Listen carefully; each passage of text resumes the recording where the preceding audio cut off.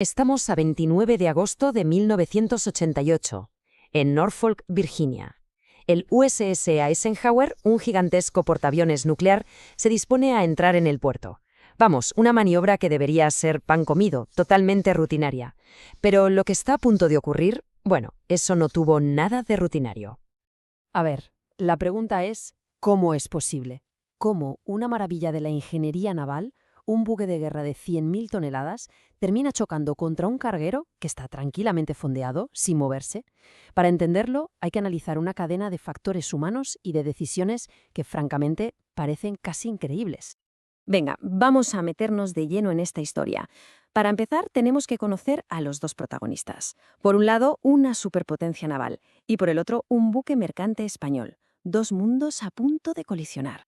Es que la diferencia es abismal. Miren los datos. Por un lado, el Eisenhower, el pináculo de la tecnología militar, con propulsión nuclear y una tripulación del tamaño de un pueblo pequeño, hasta 6.000 personas. Y en la otra esquina, el Urduliz, un granero español de lo más convencional, con sus 38 tripulantes esperando pacientemente para cargar carbón.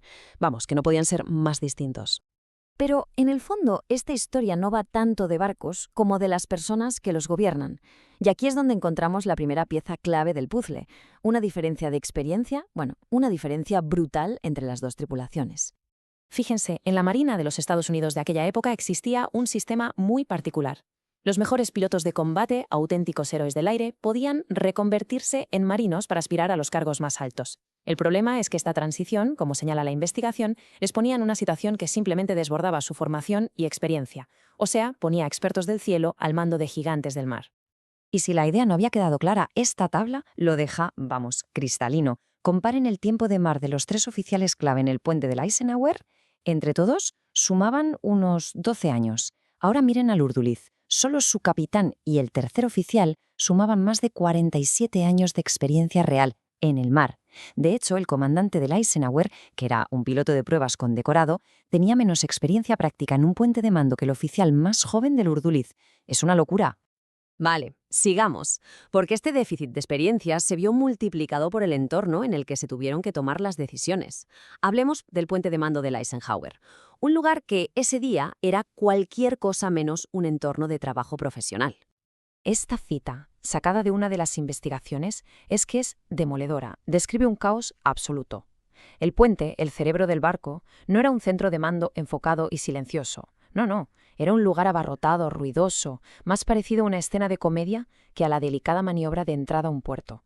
Y para que se hagan una idea de ese caos, aquí va un número: 45.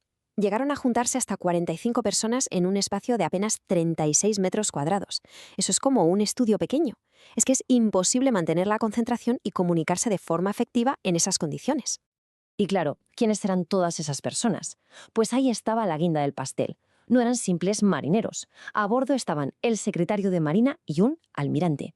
Había prensa, fotógrafos, 500 invitados, civiles, familiares y, para rematar, los helicópteros despegando sin parar, ahogando las órdenes. La atención del mando estaba totalmente dividida. Era, literalmente, la receta para el desastre. Bueno, pues ahora vamos a ver cómo esta mezcla de inexperiencia y distracción se convirtió en una cadena de errores fatales. Porque no fue un solo fallo, no. Fue un efecto dominó que fue cogiendo velocidad hasta el impacto final. Todo empieza con una decisión de puro orgullo: rechazar la ayuda del práctico del puerto. A eso le sumamos poner a un oficial con poquísima experiencia al frente de la maniobra. Luego, la obsesión por llegar a la hora exacta, clavada, lleva al navegador a ordenar una reducción de velocidad brutal a solo 3 nudos. A esa velocidad, el portaaviones se convierte en una hoja a merced del viento que lo empuja de costado. Mientras tanto, el equipo de navegación está perdido, no sabe dónde está el barco. Y cuando por fin se dan cuenta del peligro, la primera orden de corrección es casi inútil. Estos últimos minutos son una escalada de tensión de película. A las 8:16 se dan cuenta del percal. Un minuto después, la primera orden es tan floja que el capitán tiene que intervenir. A las 8:18 toma él el control, pero ya es demasiado tarde. Intenta una maniobra a la desesperada para que la popa libre al carguero, pero la inercia de ese coloso es imparable. A las 8:20 se produce el impacto. Las propias palabras del capitán Beck en ese momento crítico lo resumen todo. Es la constatación tardía de que su equipo no estaba a la altura, de que esa orden tan tibia ante un peligro tan bestia era un error de juicio garrafal. Por suerte, el choque no causó heridos, pero las consecuencias, tanto materiales como profesionales, fueron enormes.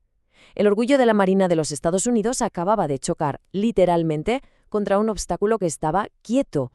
El coste económico fue tremendo, más de $2 millones en reparaciones para el Eisenhower y más de 650.000 para el Urduliz, entre arreglos y el tiempo que el barco estuvo parado. Un precio altísimo por una cadena de errores que se podían haber evitado. Pero el coste profesional fue todavía mayor, casi más doloroso. Para el capitán Beck, un oficial con una carrera estelar, este incidente fue el fin. Se acabó. Su ascenso a almirante fue bloqueado y su carrera terminó de forma abrupta. Lo mismo le pasó al navegador. Un solo error, producto de un sistema y una cultura muy concretos, borró del mapa décadas de servicio. Al final, toda la historia se reduce a este contraste. En un lado, el puente del Eisenhower, un caos de distracciones, con un mando sin la experiencia necesaria para esa maniobra y una presión externa brutal. Y en el otro, el puente del Urduliz, un entorno profesional, tranquilo, dirigido por marinos con miles de horas de mar a sus espaldas, centrados en su tarea. Y este análisis nos deja con una pregunta fundamental, ¿verdad? La confianza en las propias capacidades, en la tecnología y en el prestigio es vital, por supuesto. Pero, ¿en qué momento esa confianza cruza la línea y se convierte en arrogancia? ¿En un exceso de seguridad que nos impide ver los riesgos más evidentes que tenemos justo delante? La historia del Eisenhower y el Urduliz es un recordatorio muy potente de ese peligro.